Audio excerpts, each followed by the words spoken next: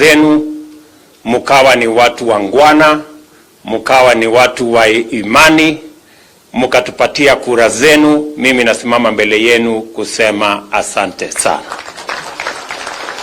Kwa zile kura mlinipatia, mimi nawashukuru sana, asanteni sana.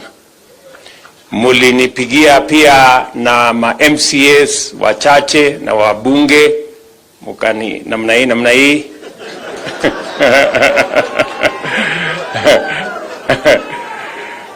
lakini kwa yote haya mimi nasema jameni, asante sana. Na mimi nataka mjue ya kwamba wakati tunapanga mambo ya maendeleo ya taifa letu la Kenya, tutahakikisha ya kwamba mambo ya Kakamega County imeshughulikiwa, ikiwemo katikati ya mambo ya Wakenya wengine wote.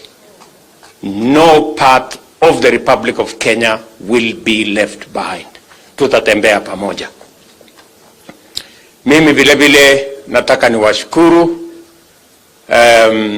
kwa ile kazi mumekubali tushirikiane nayo kufanya.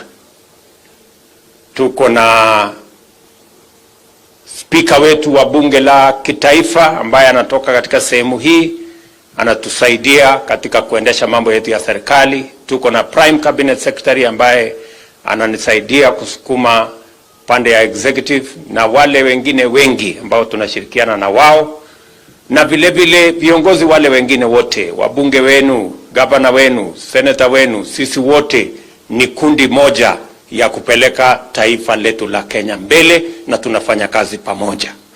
Nataka mjue kama watu wa Kakamega County ya kwamba vile nitafanya sehemu zingine za Kenya, MCAs wenu, wabunge wenu, gavana wenu, mimi niko tayari kufanya kazi na wao ili Kakamega isonge mbele wakati Kenya inasonga mbele.